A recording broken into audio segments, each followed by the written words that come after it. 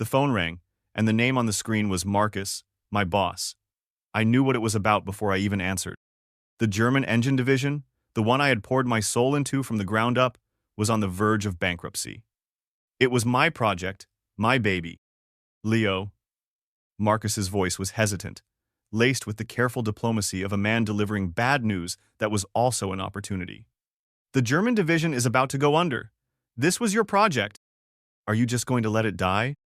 Just a few years ago, the engine I developed had doubled the group's profits. I was on the fast track, the presidency of the German division all but handed to me. But Clara had begged me not to go. She cried, said she couldn't bear the distance, so I stayed. For her, I gave up the promotion, the project, and a piece of my future, all to stay here in this city with her. Fine, I replied, my voice cool and even. I'll go.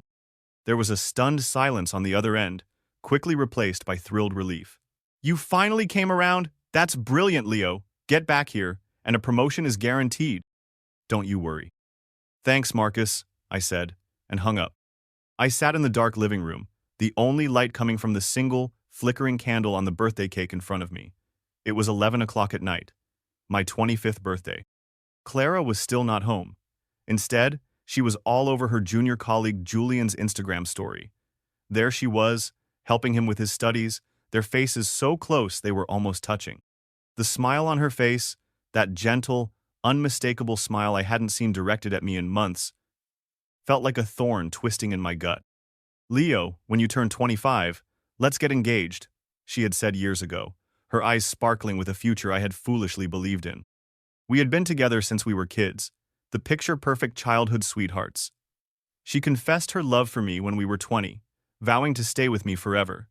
When she decided to pursue her PhD, at 22, I gave up my own plans for further studies, got a job, and worked tirelessly to pay for her tuition. But it was never enough. There was always something more she needed, something I was lacking. Lately, it was seminars and papers that kept her away, creating a chasm between us. Her last message, sent hours ago, was a casual lie I had become all too accustomed to, working on a paper tonight. I'll be home late. She had time, just not for me. I let out a bitter chuckle. I had wanted to see this birthday through, to hold on to one last thread of hope. But watching the warm glow of that single candle, I felt my resolve harden. The future I had dreamed of with her shattered into a million pieces. At 25, I would leave Clara. I would leave her for good. I closed my eyes, took a deep breath, and blew out the flame. It was past midnight when she finally walked in. The apartment was dark and silent. I was sitting on the couch, a cigarette burning between my fingers. The room had been tidied, the cake with its extinguished candle a lonely sentinel on the coffee table. She frowned as she slipped off her shoes. Why are you smoking again? Put it out and open a window. It stinks in here, she added almost as an afterthought. It's your birthday today. I was just too busy. We can celebrate later. My face was hidden in the shadows, a storm of emotions churning inside me. I took a slow drag from the cigarette and exhaled a perfect ring of smoke. What were you busy with? I asked, my voice low and devoid of warmth. The smoke swirled in the dim light, momentarily obscuring my face. She seemed taken aback by my tone, a flicker of guilt crossing her features before she quickly masked it. An SCI paper, she said, avoiding my gaze. My advisor kept me late. Didn't you see my message? Her lies were so smooth, so practiced. I let out a soft, humorless laugh and crushed the cigarette into the ashtray with more force than necessary. I had known what her answer would be, but it still managed to find a place deep inside me to cut. She sat down next to me, changing the subject. I got you a gift. Open it. If you don't like it, we can exchange it. She pulled a sleek box from her bag and, picking up the lighter, relit the candle on the cake. Just then, her phone buzzed on the table. I glanced over. The name was Julian. Did you get home? Thanks so much for today. Next time, dinner's on me. A romantic one. It was followed by an I love you emoji. My heart ached with a dull, familiar pain. I opened the gift box. Inside was a fancy watch, its face dotted with sapphire blue gems. I had told her many times I disliked the color blue. It looked remarkably similar to the one Julian had been showing off in his recent posts. She'd bought him one, so she bought one for me too. An afterthought. Thanks, I mumbled, tossing the box into a drawer without a second glance. A year ago, I would have demanded answers, started a fight. But now, after being let down so many times, I just didn't have the energy. It didn't matter anymore. She didn't seem to notice my flat expression or the cold finality in my eyes. She probably saw it as relief. Just as she was about to suggest cutting the cake, her phone rang. It was her advisor, she claimed. Leo, my advisor needs more revisions. You have the cake yourself, she said, disappearing into her study and shutting the door without a moment's hesitation. With Julian in the picture, she couldn't even be bothered with the pretense anymore. She never even asked me what my birthday wish was. I stood there in the silence for a long moment before picking up the uncut cake and dumping it into the trash. The next morning, the house was empty when I woke up. I began to pack, a quiet determination settling over me. I took down the photos from our bedroom, the mementos of a life we had built together. A picture she gave me when she first told me she loved me went into the trash can. I moved to her study, a room piled high with books and papers. I picked up a textbook on aerospace materials, my own specialization, miles away from her field of semiconductors. Julian's name was written on the inside cover. I remembered asking her, years ago, to choose the same major as me so I could help her. She had refused, saying it was too challenging. Yet, for this other guy, she had poured her time and energy into a subject she had no aptitude for, her notes filling every margin. My years of dedication felt like a joke. I placed the book back on the shelf, a strange numbness washing over me. My phone buzzed. It was a message from Julian. Clara's helping me with my studies. Could you bring the book she left at home to the school? By the way, Clara asked me to tell you. The audacity was laughable. It was clear how much Clara had coddled him. But her affairs were no longer my concern. I was leaving. I'm busy, I texted back. Tell her to come get it herself. Less than half an hour later, Clara stormed in, her face flushed with anger. Didn't I tell you I was helping Julian?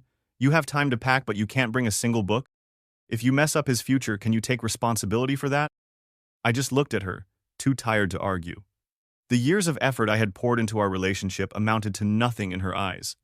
She must have seen something in my face because her anger faltered.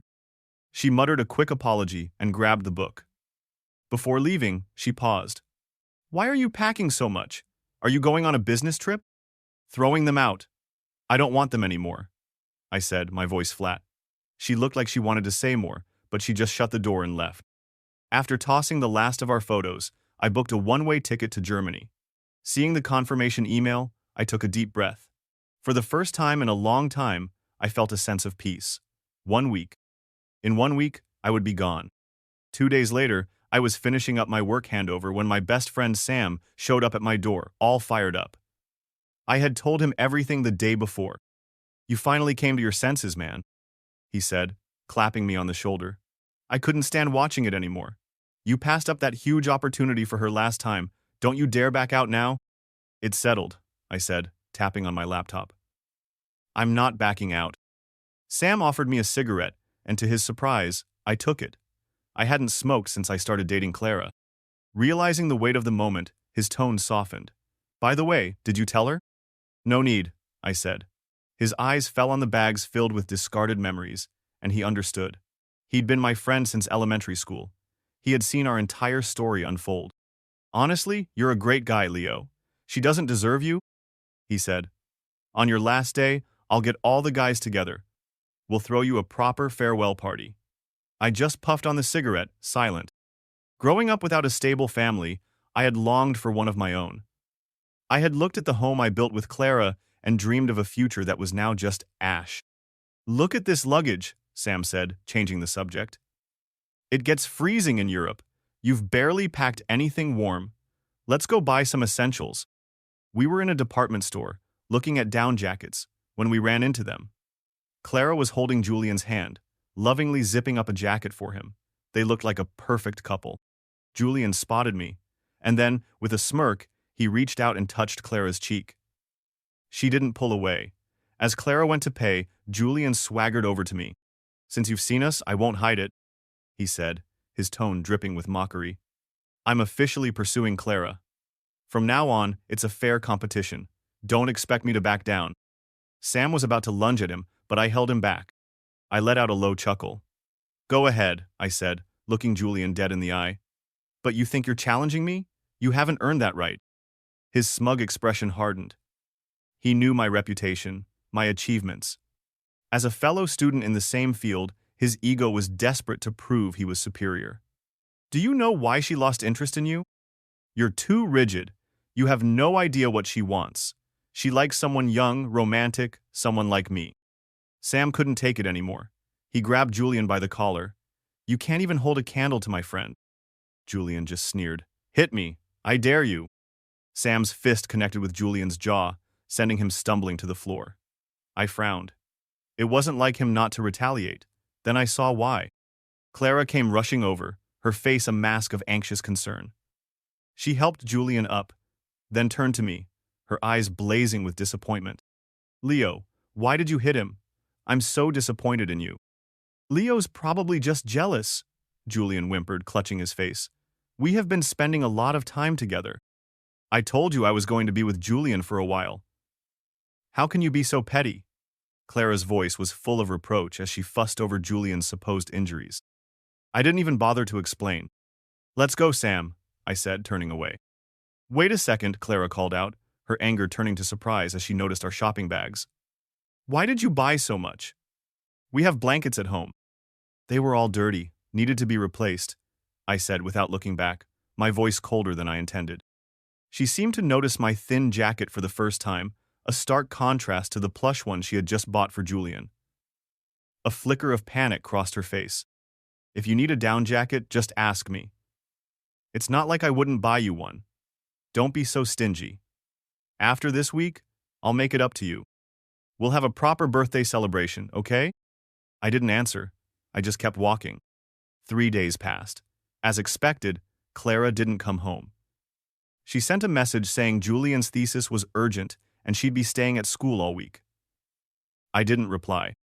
My last night arrived and Sam had organized the farewell party. The private room was filled with our oldest friends' laughter and celebration. Congratulations, Leo, to bigger and better things. As the night wore on, someone inevitably brought her up. So when are you bringing Clara over? Can't imagine her staying away from you for long. Before Sam could intervene, I smiled. No need. We're breaking up. The room fell silent. Just then, the door swung open. It was Clara, in a white dress, with Julian stuck to her side. Why didn't you tell me you were having a make-up birthday party? I brought Julian along so you two can get along better and clear up any misunderstandings. Fine, have a seat, I said, cutting off Sam's angry retort. They started a drinking game. To get back at Julian, our friends kept targeting him, but he insisted on dragging me into it, ordering a drink for me every round. A row of glasses quickly lined up in front of us. Julian's still young, Clara announced, stepping in. I'll drink for him. She downed a glass, then looked at me, a challenge in her eyes. He drank for me. You can't back out. Since someone drank for you, I'll have someone drink for me too, Sam said with a smirk, looking at Clara. You know Leo drove here, right? Her face fell, but seeing my calm expression, she just shrugged and turned back to the game with Julian. They grew more animated, their laughter filling the room. I sat in the corner, smoking, watching her. This make-up birthday wasn't for me, it was to make me accept Julian. I had already moved on, so it didn't matter. I picked up the microphone and started to sing. It was a song that was once our song, one we had hummed together countless times. She was laughing with Julian. She didn't hear a single word. When deep love goes shallow, I awaken and let go. As the song ended, so did we. It was 1 a.m. when we left. Clara, worried about a drunk Julian, insisted on taking him back to his dorm and asked me to drive. The car's headlights cut through the darkness. Suddenly, the car skidded on a patch of slick road, spun out of control, and crashed into a tree with a sickening crunch. When I came to my senses, the front of the car was a twisted wreck. Julian and I were trapped, our legs pinned. Worse, the electronics had failed. The doors and windows were locked. Then I saw flames licking up from the damaged battery. Julian, suddenly sober, started screaming. Help, I don't want to die! I slammed my elbow against the window, then grabbed my keys, trying to smash the glass. We need more force! Someone has to hit it from the outside! Clara, who had managed to get out of the back, stood frozen for a second as the flames grew. Julian was shouting her name, begging her to save him first. She looked at him, then her eyes met mine. For a split second, my heart stopped. 20 years of history flashed between us. Was this it? Would she choose me? In the next second, she ran to the passenger side. Leo, Julian was drinking. I'll get him out first. I'll save you right after. My movement stopped. A tidal wave of emotion washed over me, and then, just as quickly, receded, leaving behind an empty calm. I started to laugh. A hollow, bitter laugh at myself for wasting 2 decades on someone who would leave me to die. For gambling on a chance that never existed. My face was a mask as I mechanically smashed at the window. Victor eventually broke through, and Clara, panicked and crying, pulled him from the wreckage and carried him away to safety. Some bystanders eventually helped me out. 2 hours later, after giving a statement, I went home. My flight was in 4 hours. Enough time for a final, silent farewell. I sent Clara one last message. Come home. I need to talk to you. The message delivered, but there was no reply. An hour passed, then 2. My phone buzzed with flight reminders. Her chat window remained empty. I stood up, changed into a new suit, bandaged the cut on my hand, and washed my face. As I was about to leave, a message finally came. Julian's hurt. I'm at the hospital with him. I'll come back later once he's settled. A small cut on his hand, and she was running around for him. I laughed, a real laugh this time, one of pure liberation. I deleted her contact, her number, everything. On the coffee table, I left a single sheet of paper with one line written on it. Clara, we're done. Then, without a backward glance, I walked out of the apartment and out of her life. My new life in Germany was a blur of schematics and engine tests. It was a cold, gray winter, but I felt a warmth I hadn't felt in years, the warmth of purpose. The company gave me an apartment and a sharp, witty German assistant named Sophie. She was a breath of fresh air, her cheerful pragmatism, a welcome contrast to the drama I had left behind. The project was my sole focus. If I could fix the power issues in the new G3 engine, we'd be in production within 6 months. It was all I thought about.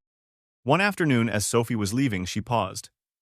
You know, we all have to get used to things eventually. Give it some time. You'll adjust. Then, as her bus pulled away, a figure emerged from the dissipating steam. A slender, worn-out figure in a thin jacket, looking lost and out of place. It was Clara. My heart gave a small, tired lurch before settling back into its calm rhythm. She had found me. Leo, she said, her voice hoarse, her eyes filled with a desperate excitement. I'm so sorry. I stood still, hands in my pockets, just watching her. I was wrong, she said, taking a step towards me, her hands outstretched as if to embrace me, before stopping, cautiously waiting for my reaction. My face remained a blank slate. What do you want? I asked, my tone polite and distant, the kind one reserves for a stranger. I came to apologize, she began, but I turned and walked away. She followed, a frantic energy about her. It was a grim parody of our walks home in the past. Only this time there was no warmth, no shared future. I walked into a restaurant, and she followed, sitting silently like a scolded child. I ordered 2 steaks and passed one to her without a word. Once you're done eating, you should go back, I said. Her composure broke. Leo, we've known each other for 20 years. I can't live without you. We're broken up, I replied flatly. We can get back together. I know I made mistakes. Just give me another chance, please, she pleaded. I cut a piece of my steak. Give me a reason. She froze. The question hung in the air between us. She had no reason. Our entire relationship had been built on my love for her, my endless giving. She had nothing to offer in return. She remained silent. After the meal, I left without another word. This time, she didn't follow. For the next week, she was everywhere, waiting outside my apartment at 7 in the morning, leaving gifts at my office. She thought these grand gestures were a way of giving back, of winning me over. To me, they were an intrusion, a constant, unwelcome reminder of a past I was trying to escape. I started taking a different route home just to avoid her. Another one from her, Sophie said one morning, holding a gift box. I was in the middle of a critical simulation, and the interruption frayed my last nerve. Throw it out, I snapped. Throw them all out. From now on, anything she sends goes straight in the trash. Don't even tell me about it. A few days later, I was on a call when Sophie handed me her phone, her expression worried. It was the local police. Clara had been detained. Her visa had expired, she'd spent all her money on gifts for me, and now she couldn't pay the fine or afford a ticket home. The entire lab paused as I rushed out. At the detention center, I paid her fines and sorted out the paperwork. Through the glass, I could see her watching me, a look of warmth and misplaced hope on her face. As if my fulfilling a basic human decency was a sign that I still cared. When I finally sat down opposite her, she almost jumped for joy. "You came to get me," she said, reaching for me. I pushed her away. "Stay away from me," I snarled, the disgust and anger I had been suppressing finally breaking through. "Forgive you? Do you have any idea how much work I've missed because of this? I worked my entire life to get here, and you seem determined to ruin it all." I grabbed her by the collar, my voice shaking. "I gave you 20 years of my life, Clara. What more do you want from me?" She looked terrified, helpless. In all our years, she had never seen me like this. I was still in my lab coat, dark circles under my eyes from sleepless nights. For the first time, she seemed to realize the depth of the pain she had caused. "I'm sorry," she whispered. "Do you think sorry is enough?" I let her go. "I didn't come here to solve your problems. I came to send you home. From now on, stay out of my life. You're annoying." The word hung in the air. She looked crushed. I left her a plane ticket and walked out into the dim morning light, not looking back. She had to understand. It was over. 6 months passed. The project was a success. Marcus called, offering me a promotion. Not in Germany, but back home. VP of the entire group. A massive salary, stock options, a seat at the table. It was everything I had worked for. Money had never been my main driver, but it was a validation I couldn't deny. I accepted. My return was met with a celebratory feast organized by Sam and our friends. I was laughing, genuinely happy, when a familiar figure appeared at the door of the restaurant. It was Clara. She looked better, but the dark circles under her eyes remained. "Leo," she whispered, her voice trembling. "You're back." Sam tried to lead us away to our private room, but she followed, grabbing my arm. "Why didn't you tell me you were back?" "You look thinner. Let me cook for you." I brushed her hand off. "What's it to you?" Just then, Julian walked in, waving a piece of paper. "Clara, I got an interview invite from Stern Group." It was my company. He had been trying to become more like me, hoping to win her back. "Why are you here?" she snapped, her face darkening as she saw him. "Get out!" I couldn't be bothered. I waved off Sam, who was ready to throw them both out.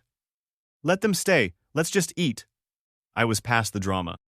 They sat down, Clara positioning herself as close to me as possible, chattering away while Julian sulked. The roles were perfectly reversed from our last disastrous party. The next week was surreal. I walked into an interview room to find both Clara and Julian sitting there, waiting. I was their interviewer. Against my better judgment, but adhering to protocol, I hired them both on a trial basis. Clara saw it as a victory, a chance. She was relentless, trying to act as my secretary, bringing me coffee, lingering outside my office. I was cold, professional, shutting her down at every turn. Then came the disaster. During a major presentation to Arabian clients, the new engine I had overseen went haywire, exploding on the demonstration platform. It was a catastrophe. In the emergency meeting, executives I had clashed with were quick to blame me. I knew it was sabotage. The experimental logs were clean. Clara stood up, defending me, and to my surprise, the other interns followed suit. Nick gave me 5 days to fix it or face the consequences. I locked myself in the lab, working around the clock to build a new engine from scratch. I didn't trust anyone. Unbeknownst to me, Julian was sneaking in every night and cranking the air conditioning down to its lowest setting. Already exhausted, I developed a raging fever, but I pushed through. The second presentation was a triumph. The upgraded engine was a masterpiece, quieter and more powerful than anything we'd ever produced. The clients doubled their orders. As the room erupted in celebration, I collapsed. I woke up in a hospital bed. A few days later, Clara appeared with a thermos of chicken soup. "I made this for you," she said, her expression earnest. It's a family recipe. It cures everything. Sam, who had been sitting with me, took the soup. He knew I hadn't eaten properly in days. He poured me a bowl. A few sips later, I was vomiting violently, my body breaking out in hives. "Nurse!" Sam yelled. "He's having an allergic reaction." He dumped the rest of the soup and saw the culprit floating in the sink, goji berries. He grabbed Clara, his face contorted with rage. "Don't you know he's allergic to goji berries? Are you trying to kill him?" "Allergic?" she whispered, stunned. I thought it would help. You've known him for 20 years and you don't know he's allergic to goji berries?"